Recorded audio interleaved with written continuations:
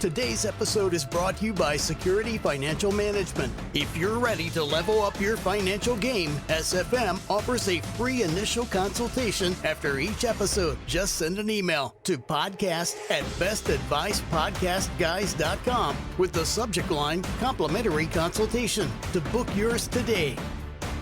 Ooh, welcome back to Best Advice Podcast, guys. I'm your host, Rob Lovaglio, here as always with Austin Fats Jacks, Dan LaForest, and boy, do we have a special treat for you guys today.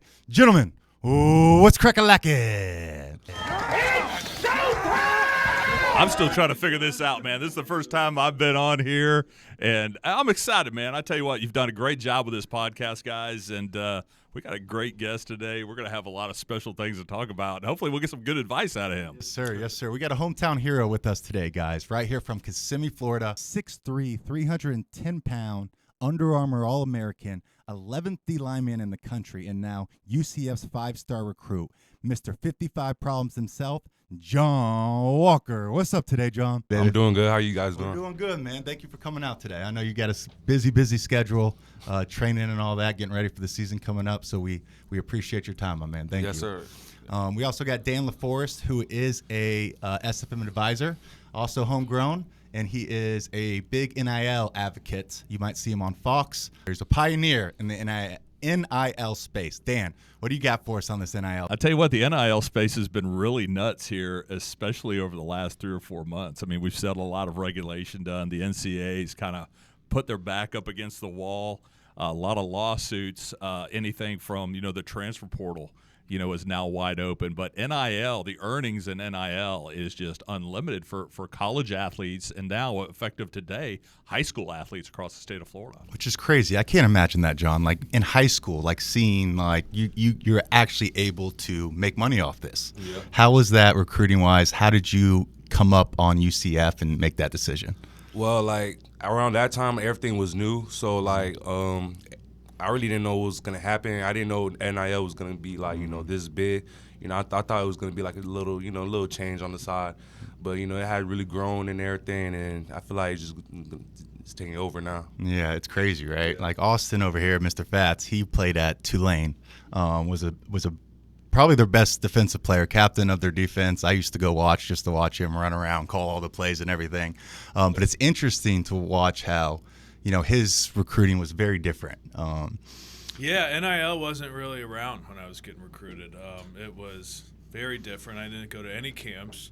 Kind of fell, ass backwards into an offer from Tulane after UCF had offered me and taken it away because I didn't understand how the recruiting process worked. Right? So luckily, I love Tulane. A lot of good friends there, a lot of good teammates. We didn't have a ton of success on the field, but still a good experience. But yeah, I mean, even when boosters of the program would want to take us out just for a cheeseburger, it's like you can't do that. That's illegal. And it's just a completely different landscape today. So our way around it at Loyola was they had like wolf bucks, right? So like someone would secretly give you more wolf bucks, but you can only use those wolf bucks on campus, right? So there's like a Subway, there's like a so I'd eat Subway every day, and it was just no getting steakhouse. Yeah. And I'm the old guy in the room. I played at East Tennessee State from '88 to '93, and I played in an era where they added games to the schedule. Back then there was only 10 games, and they added the 11th game actually when I was at East Tennessee, and I remember that locker room talking about, we're going to get paid for this one. They're going to make us play another game. Now, obviously, it's 12 games now in a college season, but yeah, dude, this thing's evolved so crazily over the years, and a lot of college football fans are really out of their mind about how NIL plays into it. Now, the transfer portal, the fact that you can literally transfer if you wanted to every year. And we're seeing that on so many levels, but there is a lot of chaos, but there's a lot of opportunity here for college players to really get ahead. And that's what we're doing at SFM, right, is showing them what this money really means for them, not just what they can do today, but how it plays a role in their life long term. How did that transition for you come when you kind of realized, like, wow, now I have to carry myself differently, right? Because now I'm a brand. Now it turned into a good football player to how do I transition this into my brand? You know what I'm saying? How that's hard for a young kid. Yeah, it was really hard because, like I said, everything was new. Mm-hmm. I like my parents, they didn't go to college, or like, you know, they didn't like you know, not in the position I was at like right now. So like we were all going through it with each other. Like everything is new. So like, yeah. It's so cool, man. Yeah, it's so cool. What ultimately made you land on UCF? Did it, you know, hometown team?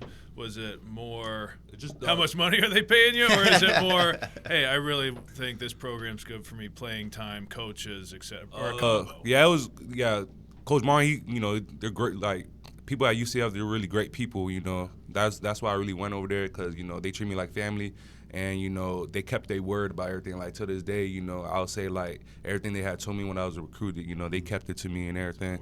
So I'll say that you just, you know, keeping their word and just being real and, you know, yeah. Did it help being from Orlando that you kind of trained earlier than everyone else going to college, right? So you kind of had a step or two above everyone else training the same way a college athlete would before you even entered college, right? Yeah, I entered in the bowl game, actually, so I was like in there, I was still in high school, and they was like starting a bowl practice, you know, getting ready to play Duke in a bowl game. That's cool. So like, you know, everything was just new to me, and it was just different, and I was just excited for what to come. That's hard because you're kind of, it's funny when you enter a new team because someone's looking at you like, are you going to take my spot?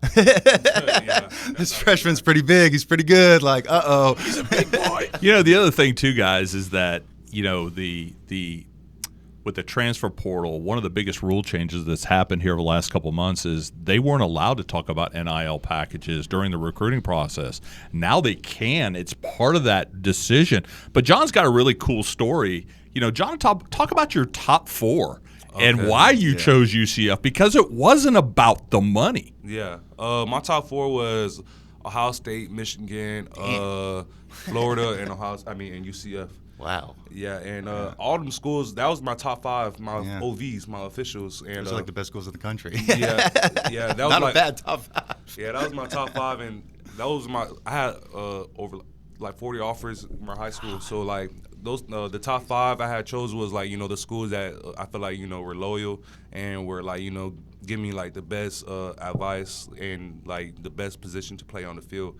And that's where I really wanted, just to play on the field early and just, you know, create an impact. So like Michigan, Ohio State, you know, they were really, you know, they had great coaches and everything, you know, great people and great place and great facilities and everything. But I don't know, like UCF is just like, you know, it's home, man. It's just home, and I feel like I don't need to go far to play, like, you know, to go play at places. Like, you know, I could, you know, start my brand here and, you know, build my brand from, you know, UCF. That's so cool. It's cool too. I mean, since they joined the Big 12, so as a young freshman, you're playing against pretty big schools, you know, like we talked about Kansas State, Oklahoma.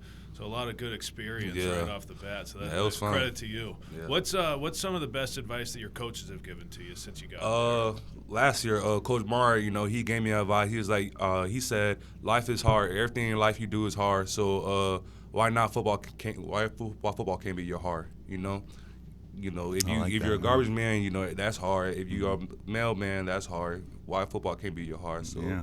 You know, just everything you do in life is hard, so embrace it. Yeah. Very cool. I like that. Dan, what do you see? How do you see this changing this whole industry right now? Because I know you're big in all aspects of this NIL. Like, what are you seeing? You have an hour? Yeah, I don't disagree, man. There's so much here. There's so much to uncover, but realistically, it's not what's changing, it's what has changed. And the fact that the financial aspect of this has changed greatly for young people. The ability to profit off of who you are, not only as a player, but as a person. You know, we're talking about John's brand. John's got a great brand. I want him to talk about his brand here in a little while, but you know, there's so much there, and the opportunities are there, but everything's so new that a lot of college athletes don't even know how to participate and capitalize on their brand. And we're starting to see a lot of companies that are starting to really warm up to this, because we've had some great personalities over the years. I mean, we start thinking back, you know, for anybody who's listening that's you know, over the age of 45, we start talking about Johnny Manziel. We start talking about Christian Laettner. We start talking about Tim Tebow, and even before, a Deion Sanders, who is still relevant today, right? And a Brian Bosworth. these are guys who made millions of dollars for not only the universities, but for the NCAA, but didn't receive a penny for who they were. And now we're starting to see that. Last year, Caleb Williams, it came out, he made over $10 million in endorsements over 2 years, but he won the Heisman Trophy. And how do you take a look at that possibility for a young person who is just becoming an adult? I mean, it's a hard enough thing. All of us went through this. John, you're in your second year at UCF. You can now reflect on what we went through. You're 18 years old, man. You're away from mom and dad. Dad ain't waking you up, and mom ain't making you a peanut butter and jelly. Unfortunately. That's a big transition for a young person. I know you remember that. You remember that. I know I remember that. And John, you've gone through that over the last couple of years. So that's a lot to unpack, man. Yeah. Especially with such a physical game, because like those years, like you really gain. Like I remember when you went to Tulane, you came back, you gained 50 pounds in one summer, and it's like the that New Orleans food, man. That's part of it. But it's just like the college grind is just different, and especially on the football. Like basketball, we were doing bands, right? So like football is like really those couple years of football training at that level. It's a big difference. It's an adjustment, is it? Yeah, no, it's really it's different because my freshman year I was living on campus, so I had it was just everything was new. I had to do things on my own. My parents were always at work, so I couldn't, they couldn't come and see me. I always go over there and see them during the weekends, but during the weekend stuff, my parents always cook for me and do all that, do my laundry and stuff like that. It was just different, and it was just like hard for me because I always had that help, but now I've always got to do things on my own and just. But I like it though. It makes me become a man now and get my stuff done. Yeah, I mean you got a bright future, so it was you're taking these steps that are just like growing every year, especially right now. Yeah.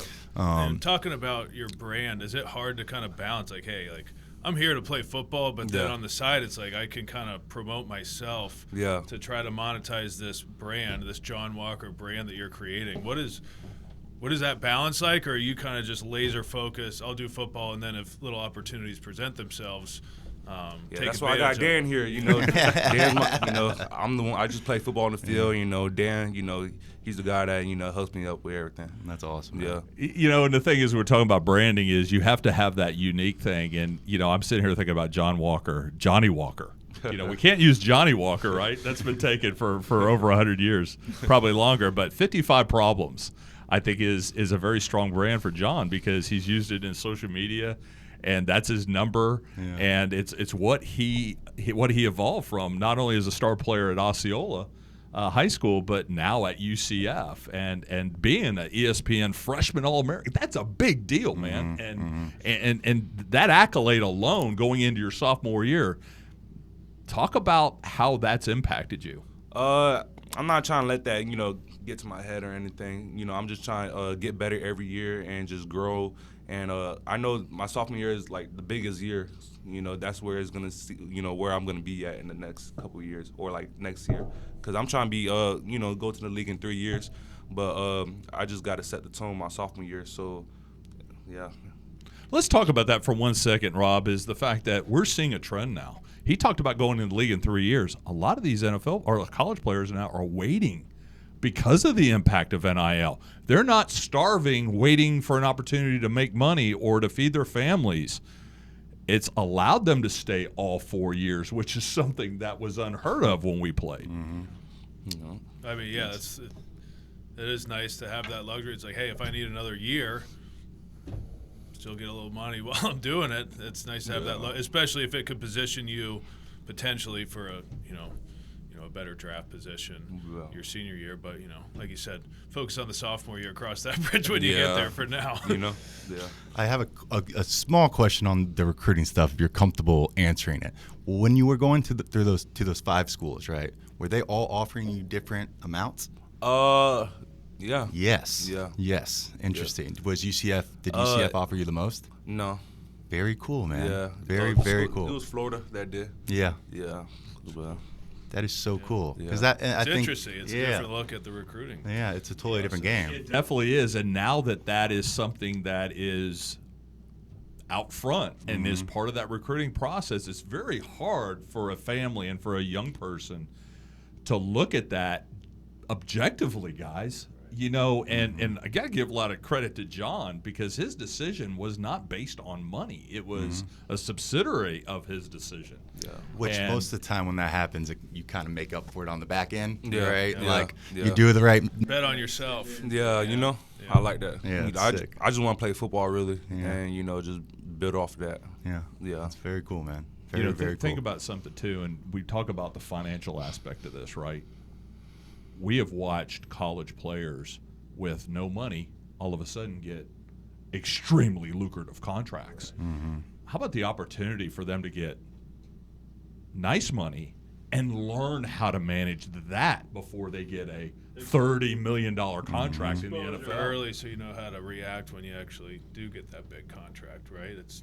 It's not your first time getting paid the significant amount, so that way you're not everyone. I mean, you guys have seen that documentary Broke. It's about how athletes get a bunch of money early and it's gone. But 4 it's good out to of have that 5. exposure. You're right. Yeah. 4 out of 5 professional athletes are within 4 years of leaving their professional career are broke or in financial distress.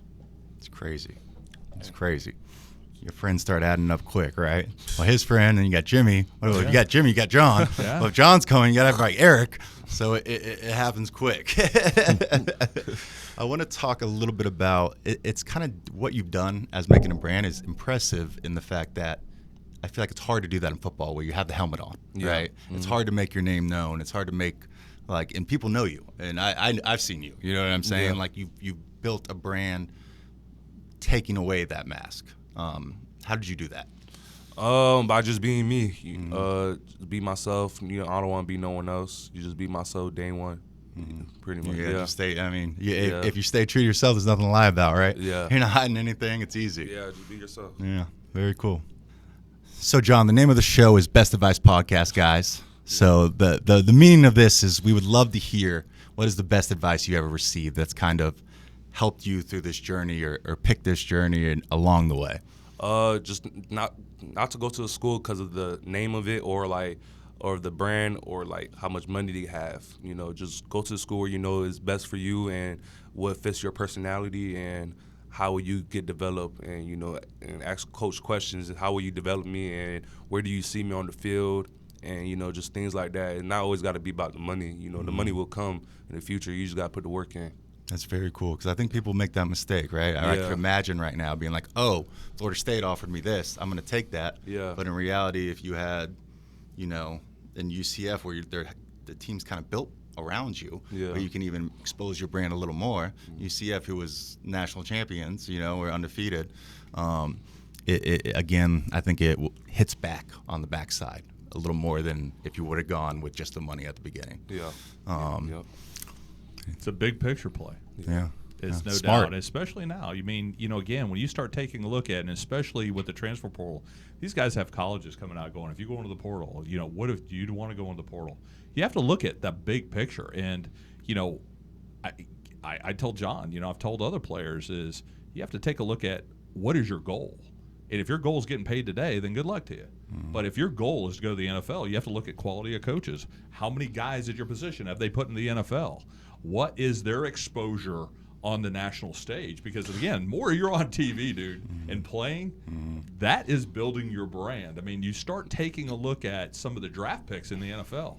How many of these guys are getting drafted based on their popularity, not even off their play? I mean, we've seen some crazy draft picks over the last few years. I take a look at the first round of the NFL draft. You're seeing guys drafted. I'm like, I've never heard of that guy.